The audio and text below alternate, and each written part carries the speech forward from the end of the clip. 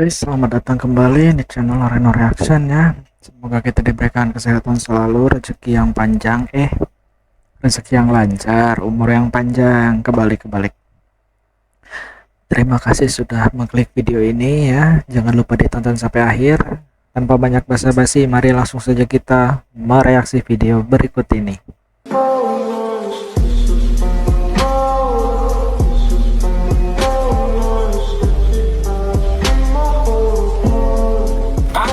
Kang Dedi, lihat nih warga Anda di Kecamatan Cisompet. Anak-anak sekecil itu harus bertaruh nyawa demi bersekolah. Bahkan ada yang berangkat dari jam 2 malam karena kebijakan yang dungu, yang menyeragamkan masuk sekolah jam 6.30.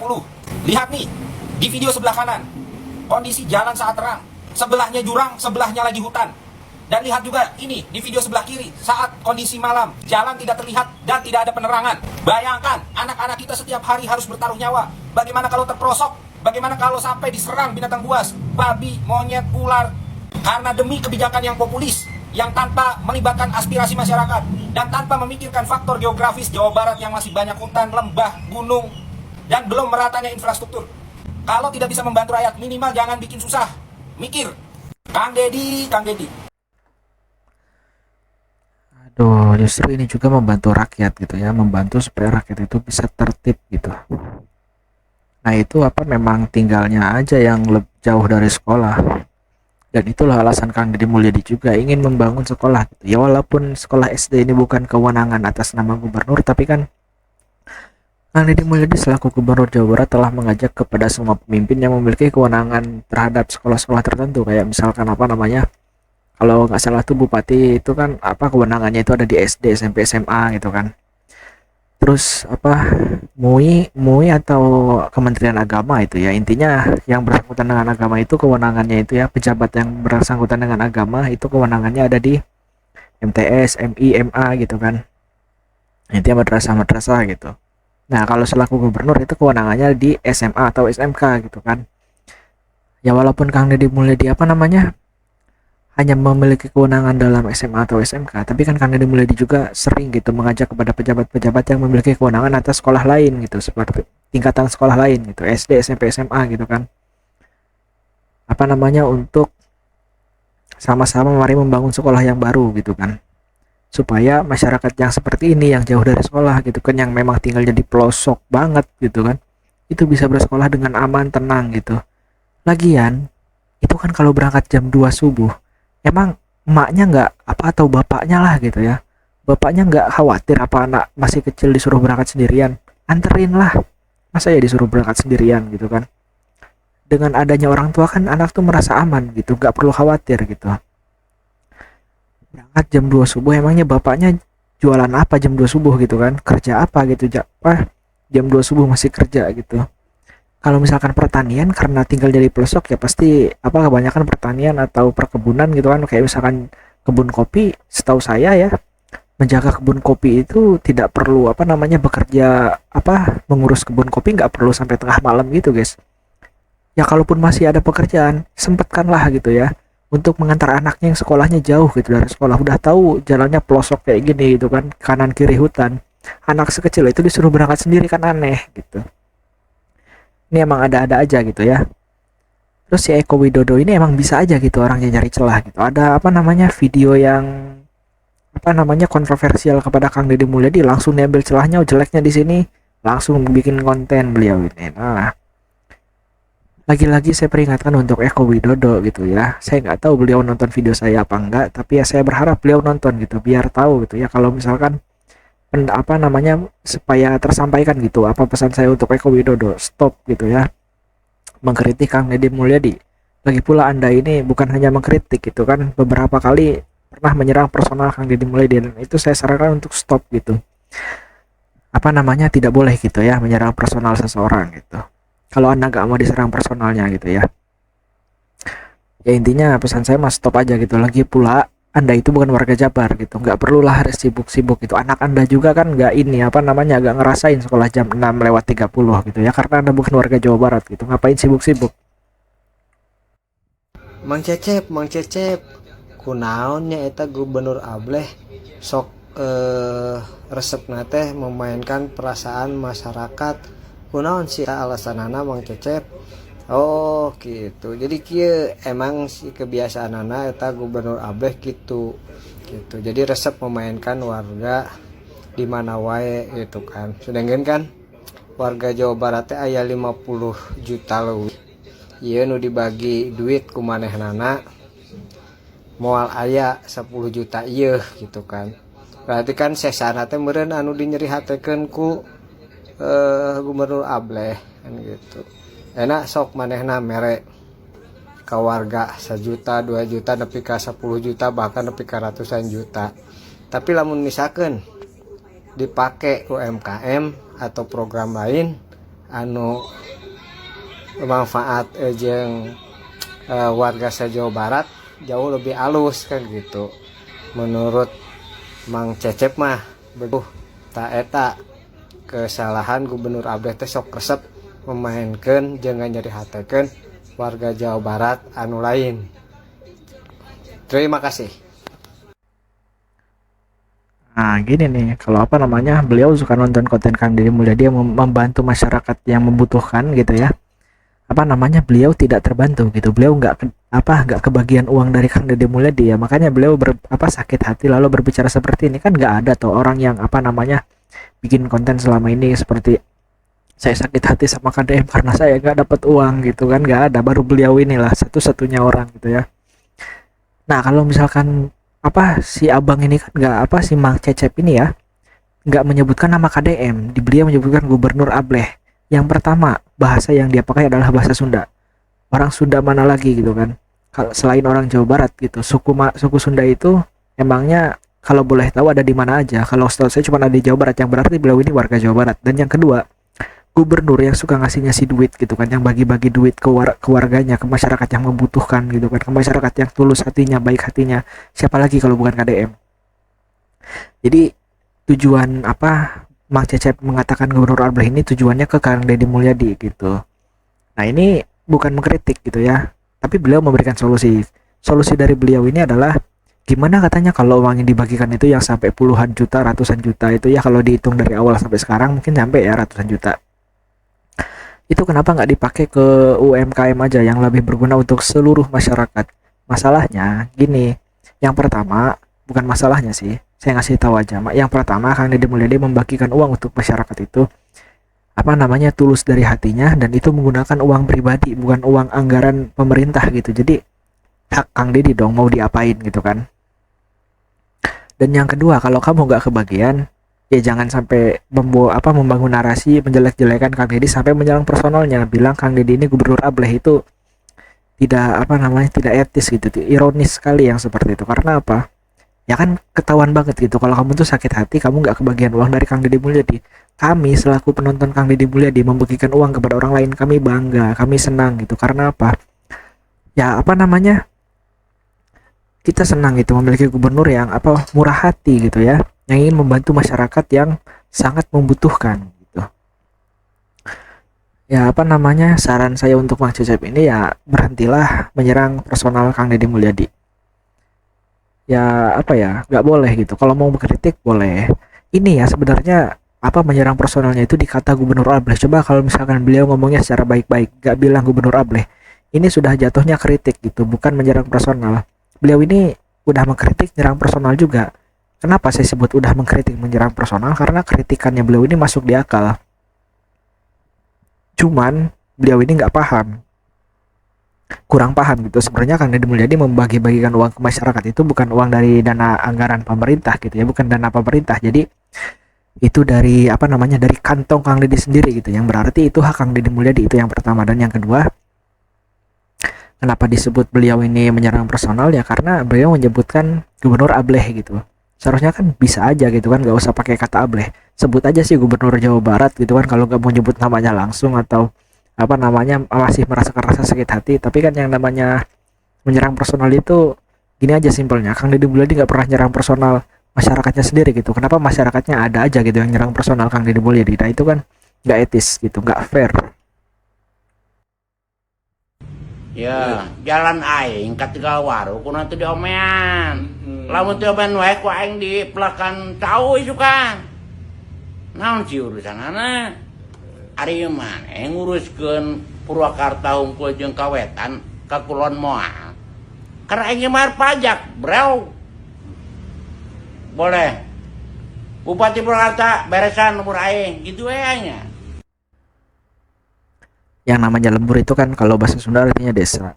Emangnya di desanya si Akang ini nggak ada apa namanya kepala desa ke RT ke RW ke atau kelurahan atau apalah itu ya yang mengurus desa gitu. Apa ya boleh sih sebenarnya ya minta langsung kepada bupati sebagai tanggung jawab bupati. Dan bupati juga bisa aja gitu kan langsung berbicara kepada yang berwenang, yang berwajib gitu seperti Pak Kades gitu ya, kepala desa atau kelurahan dan yang lainnya gitu. Cuman kan apa kalau kata saya mah sabar aja gitu. Saya yakin kok Bupati Purwakarta ini memiliki kepadatan jadwal yang sangat padat gitu sehingga belum menyelesaikan semua jalan yang ada di Purwakarta. Jadi ya mohon bersabar aja. Kalau misalkan sampai tahun depan masih belum dibetulkan, nah boleh kalau kata saya mah speak up lagi di media sosial gitu ya. Kalau perlu langsung tag aja gitu. Cuman di sini yang mengupload si Kang Cecep yang tadi nyerang personal Kang Deddy Mulyadi, yang nyebut Kang Deddy Mulyadi gubernur Arbleh, sekarang beliau menyerang personal lagi. Titik nyerang personalnya di mana? Baca aja captionnya. Kudu grus mikir bupati botol. Ini maksud botolnya apa gitu? Kok bisa-bisanya bupati disebut bupati botol? Saya bilang nggak boleh nyerang personal seseorang itu, apalagi seorang pemimpin gitu ya. Terkecuali pemimpinnya ketahuan korupsi, serang personalnya nggak apa-apa, saya setuju. Dan saya juga pasti akan melakukan itu gitu ya kalau saya tahu ada pemimpinnya korupsi, karena korupsi itu adalah hal yang paling hina gitu di dunia ini, hal paling menjijikan, paling zolim. Ya ini kan perkara jalan belum dibenarkan gitu ya. Maksud saya omongkan secara baik-baik gitu loh. Kalau speak up di media sosial gitu ya, tunjukkanlah sopan santun gitu. Halo guys, Bulan, saya tepan kerek datang tadi kalau berpakuannya. Ninggal lihat saya mah numpuk jadok asli. Sehingga dengan segala permasalahan yang dia bawa dari rumahnya sampai ke sini gitu kan. Mainnya setiap jelema terus ngaderdi menit tidak ditangani terus ku bapak bikin ketek-tek bengek gitunya. Benar. Gitu. Cik kahayang ame kumaha ame. Ari saya mah kieu nya sik atuhnya bupati wali kota nyontoh gitu apa yang diperbuat bapak kayak gini lah. Bapak itu kan di Lembur Pakuan itu membuat posko pengaduan. Nah, Ame berharapnya ini ke depan ya, yang membuat posko ini bukan hanya gubernur, tapi bupati, wali kota juga membuat. Jadi problem-problem yang ada di masyarakat, khususnya di tiap-tiap kabupaten, warga di tiap kabupaten tidak harus ngadu ke sini ke Lembur Pakuan, tapi ngadu ke posko yang pengaduan yang dibuat oleh bupati dan wali kota. Masa si ayeuna warga anu miskin, misalkan warga Karawang ngaduna ke Lembur Pakuan, gubernur gitu kan etis. Dan tidinya teh aya bupati aya wali kota meureun dihandapna teh. Jadi kieu lah, oke lah visi misi Bapak gitu sebagai gubernur Jawa Barat ingin mensejahterakan seluruh masyarakat Jawa Barat. Tapi di bawahnya juga ada visi misi bupati dan wali kota yang sama-sama ingin mensejahterakan wilayahnya masing-masing. Seperti Bupati Karawang ingin mensejahterakan masyarakat Karawang, Sukabumi ingin mensejahterakan masyarakat Sukabumi dan sebagainya. Sok lakukan ya melalui posko-posko pengaduan di wilayah masing-masing gitu Uce. Malahan aya nu ti luar provinsi Jawa Barat oge nya jadok. Nah, apalagi eta nu aneh namanya urang teh kudu ieu nu teh ngawawarkeun oge gubernur gitu di luar daerah juga. Sik atunya ari program nu alus mah ulah era-era mengadopsi gitu. Kalau misalkan dirasa ini posko pengaduan di Jawa Barat khususnya di Lembur Pakuan ini efektif dalam mendengarkan keluhan masyarakat, buat coba di provinsi masing-masing gitu. Balik deui tadi ka obrolan nu awal gitu. Jadi jangan hanya semua problem permasalahan di Jawa Barat atau lagi di sa-Indonesia ngeluh nanti ke Bapak Aing karunya Bapak Aing. Jadok dikekesek wae jadok. Nah, jadi gini ya. Kalau saya pikir-pikir, kalau misalkan semuanya ada posko pengaduan, lalu apa gunanya DPR gitu sebagai perwakilan rakyat gitu kan? Ya tapi dipikir-pikir benar juga gitu. Mending mengadakan pos pengaduan aja gitu ya, seperti di Lembur Pakuan gitu. Karena selama ini DPR ini apa tidak menyuarakan apa yang masyarakat keluhkan gitu, malah menyuarakan apa tentang partainya sendiri, apa sampai ngaku-ngaku waliullah itu siapa kemarin ya, lupa saya ya, apa namanya, kalau begini caranya ya apa, bubarkan DPR aja nggak sih? Soalnya kan kalau misalkan di setiap daerah ada posko pengaduan, berarti tugas DPR sebagai perwakilan rakyat sudah tidak berguna lagi gitu. Ya kan seharusnya yang jadi pos pengaduan itu ya DPR gitu ya. Tapi karena misalkan apa namanya, kalau betul direalisasikan di seluruh Indonesia tentang posko pengaduan yang seperti ada di Lembur Pakuan, DPR wajib bubar sih, karena udah nggak kepake lagi sama sekali, cuman ngabisin dana doang gitu kan, digaji sama uang masyarakat tapi kerjanya nggak ada. Namanya Dewan Perwakilan Rakyat tapi nggak kerja apa-apa, itu kan malah ngabisin dana rakyat gitu. Yang tadinya DPR Dewan Perwakilan Rakyat jadi Dewan Perampokan Rakyat gitu. Kalau satu sekolah butuh 10 miliar, artinya 50 sekolah butuh 5T. Dari mana duitnya? Eko, setiap hari mencaci maki pemerintahan Jawa Barat, padahal nggak tinggal di Jawa Barat. Alih-alih berbicara tentang demokrasi, tetapi yang selalu diserang gubernur kami, bukan gubernur dia. Kan lucu. Sekarang mengasumsikan jika satu sekolah 10M, maka 50 sekolah menjadi 5T. Ini gimana perhitungan matematikanya? Astagfirullah. 10M dikali 50 sekolah. Berarti 10 dikali 50 adalah 500M. Kenapa jadi 5T? Dari sini kita bisa melihat kemampuan seorang Eko Widodo yang selalu menyerang Kang Deddy Mulyadi. Matematikanya jeblok.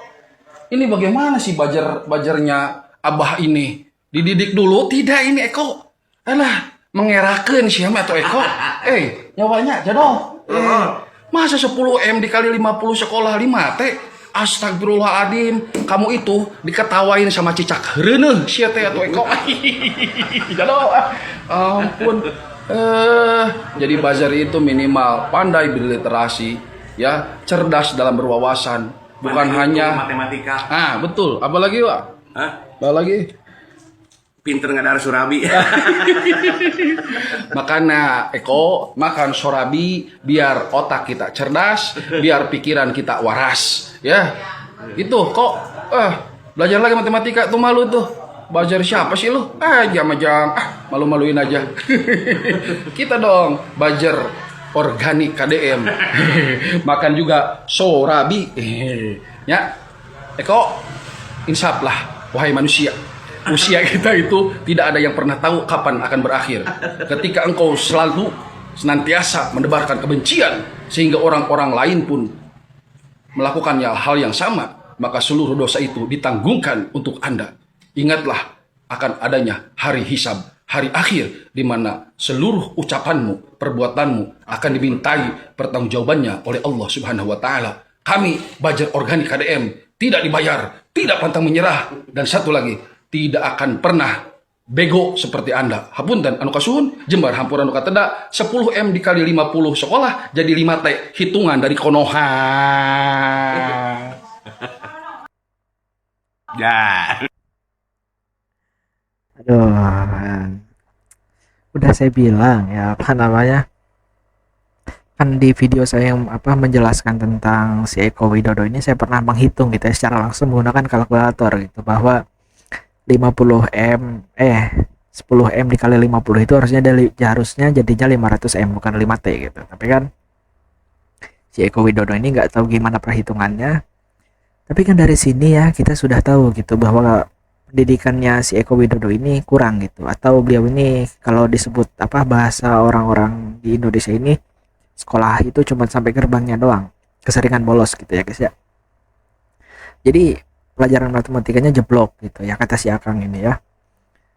Ya itulah, dan betul juga yang dia katakan di akhir ini bahwa semua ucapan kita itu akan dimintai tanggung jawabnya gitu di hari hisab gitu. Jadi berhati-hati dalam mengucapkan dan jangan terus menebarkan kebencian gitu.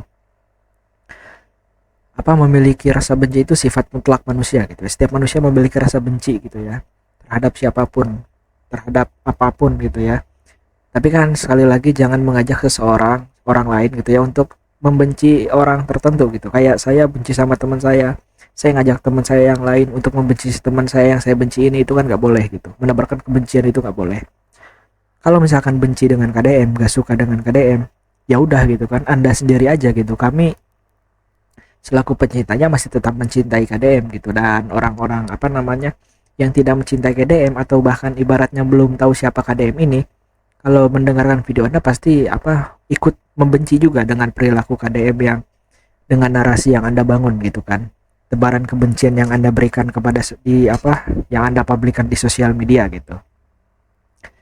Nah, itu nanti dosanya ditanggung oleh Anda sendiri gitu, wahai Eko Widodo gitu ya. Ini Joko Widodo, Eko Widodo apa bedanya gitu. Ya saya nggak pernah menyalahkan Joko Widodo ya, saya juga tidak mengikuti kasus ijazah palsunya, tapi ya semoga aja cepat terungkap keadilan gitu ya, cepat terungkap kebenarannya dan diadili gitu ya, siapa yang bersalah, dan cepat ditemukan titik terangnya ya, semoga cepat ditemukan titik terangnya gitu terkait ijazah palsu Jokowi. Ya, mari kita simak video selanjutnya. Bakal rame ya. KDM ngabantu gereja anu rek disita ku bank. Sedih nempona aduh. Ningali pendetana nepi ka hampir sujud mun teu dicari ku KDM nya. Duh alhamdulillah ieu meureunna nu disebut Islam rahmatan lil alamin nya. Ieu meureunna nu sabenerna nuturkeun ajaran Rasul. Ajaran Islam tehnya aya dipake mah ku pamimpin nu bener gerenaheun rahmatan lil alamin, yang kabeh agama ge ngeunaheun we merasa terlindungi gitu. Nya baca we lah dina piagam Madinahnya baheula kumaha Rasulullah ngalindungi non muslim, terus dina sirah nabawiyah banyak na sejarah sok we lah baca meureunna. Malah kungsi dicontohkan pan ku Umar bin Khattab ge nya besa pembebasan Palestina, keamanan gereja mah dijamin. Zaman hari itu Umar bin Khattab nu sakumaha galak. Nah ayeuna urang mah aneh loba nu saeutik kafir. Ustad naon eta mah mukibin jeung Habib nu sok kari kituan, aduh meni asa kaluman. Islam teh menuturkeun ajaran Rasul mah ngeunaheun nya adem kanu hatena teh. KDM ngajak kolegana jang mantuan mayar hutangna nya 6 miliar. Cerdas solusina KDM. Udah gede meureun lah teu ku pribadi, loba kolega-kolega KDM anu non muslim, malah nempo dina komenan-komenan ge geus loba anu siap ngabantu gitu nya. Alhamdulillah lah urang dibere gubernur geurenaheun ge ya. Tapi bakal aya nu nyerang da ieu teh. Aya dana hibah dieureunkeun cenah. Gereja dibantu. Lain dieureunkeun kasep. Rek dibebenah heula. Meh nu narimana nu bener-bener butuh. Pasantren-pasantren anu layak menang. Lain pasantren-pasantren anu afiliasi politiknya ka partai jeung kanu deukeut ka kekuasaan. Kitu meureunna. Geus ngeunaheun ya aduh alhamdulillah. Jadi nyontokeun nya rahmatan lil alamin teh pamimpin teh siga kieu ya. Da Jawa Barat lain muslim wungkul atuh kabeh ge kudu kaayomi meureun ku gubernur. Alhamdulillah nuhun KDM lah.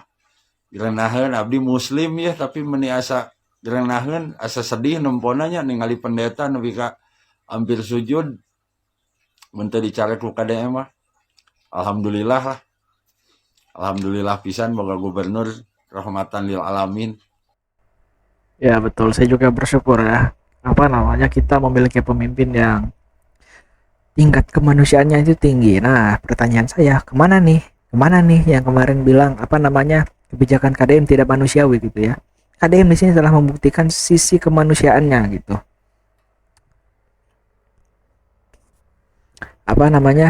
Kang Deddy Mulyadi ini toleransinya tinggi gitu ya.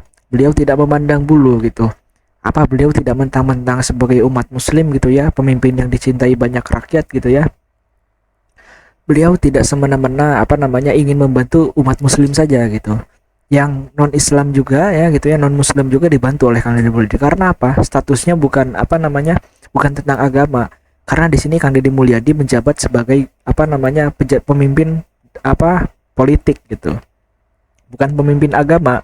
Jadi semua agama harus diayomi gitu kan. Nah ini kebijakan Kang Deddy Mulyadi kali ini telah menyentuh hati kita semua gitu sebagai warga Jawa Barat gitu ya, telah memiliki pemimpin yang toleransinya tinggi gitu. Aduh, susah banget ngomongnya. Yang memiliki toleransi tinggi gitu ya. Ya adem gitu lihatnya gitu ya. Rasulullah juga tidak pernah mengajarkan kita tentang sedikit pun memiliki rasa benci terhadap seseorang, bahkan terhadap non muslim sekalipun gitu. Ya dulu saya pesantren, saya diceritakan oleh guru saya gitu bahwa Rasulullah itu dulu ya, Rasulullah SAW pada zaman dahulu itu pernah ketika ingin berangkat sholat berjamaah di masjid gitu ya, itu para pembenci Rasulullah itu setiap hari ada saja yang meludahi, ada yang melempar batu, bahkan sampai ada yang melempar kotoran. Tapi Rasulullah tidak membenci mereka sama sekali gitu. Ketika Rasulullah dilempar batu, Rasulullah mengelap darah yang berceceran gitu kan. Darah beliau yang berceceran gitu kan akibat lemparan batu tersebut. Ketika beliau dilempari kotoran, beliau membersihkan kotoran tersebut dan tidak marah sama sekali kepada pelempar itu. Dan pada suatu hari ketika para pelempar itu tidak ada di tempat dan ternyata berada di rumah dan sakit, Rasulullah mendatangi gitu, menjenguk.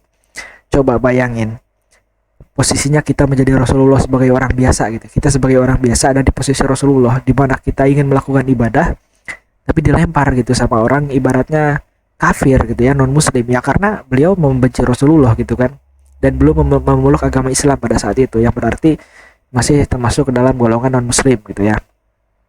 Dan orang-orang non muslim ini gitu ketika mereka sakit tidak ibaratnya absen gitu ya, pada hari itu tidak ada melempar Rasulullah. Rasulullah kangen, mana orang yang biasanya melempar saya ketika saya ingin pergi ke masjid gitu, mana orang yang sering melempar saya ketika saya pergi keluar rumah gitu kan, melewati jalan ini.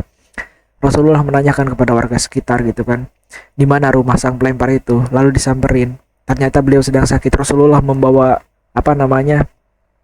buah tangan gitu ya. Buah tangan itu kayak sesuatu yang dibawa ketika menjenguk orang yang sakit ya, contohnya buah-buahan atau makanan atau apapun itu gitu ya. Rasulullah membawa buah tangan menjenguk. Nah, Kang Deddy Mulyadi mencontohkan hal yang seperti itu gitu ya, membantu orang non muslim, tidak membencinya sama sekali gitu ya.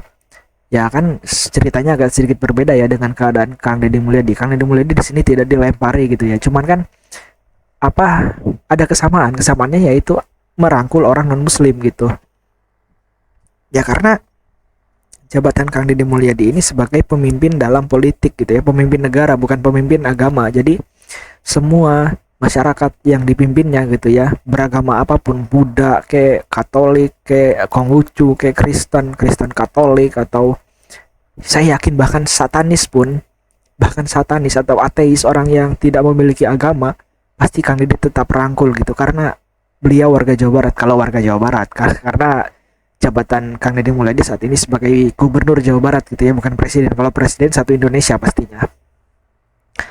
Ya cukup sekian saja video kita kali ini, dan kalau menurut saya sepertinya banyak video yang hal positif yang bisa kita ambil di sini gitu ya. Dan sekali lagi saya kagum terhadap sosok Kang Deddy Mulyadi dengan toleransinya yang tinggi gitu ya. Ya terima kasih sudah menonton video ini sampai akhir ya. Semoga kita diberikan kesehatan selalu, rezeki yang lancar, panjang umurnya gitu ya. Dan hikmah yang bisa kita ambil dari sini bahwa sesama warga Jabar gitu, kita harus saling mengayomi gitu. Agama apapun itu gitu ya. Contoh Kang Deddy Mulyadi gitu loh. Jangan mentang-mentang ada orang non muslim kita sebut beliau kafir, enggak gitu. Orang non muslim belum tentu kafir, itu kalau kata saya ya, karena orang-orang kafir itu di pandangan saya adalah orang yang menghina agama Islam gitu kan, orang yang mencaci agama Islam gitu kan, yang menyekutukan agama Islam itu orang-orang yang kafir gitu. Sedangkan non muslim itu belum tentu kafir, karena mereka orang-orang non muslim banyak gitu kan yang anteng-anteng aja gitu, nggak ada nyenggol agama Islam sama sekali, fokus dengan agamanya sendiri, kepercayaannya tersendiri. Jadi nggak semua orang non muslim itu kafir. Jadi jangan semena-mena mengkafirkan orang gitu ya, gitu aja. Ya, saya Reno Reaction pamit undur diri. Assalamualaikum warahmatullahi wabarakatuh.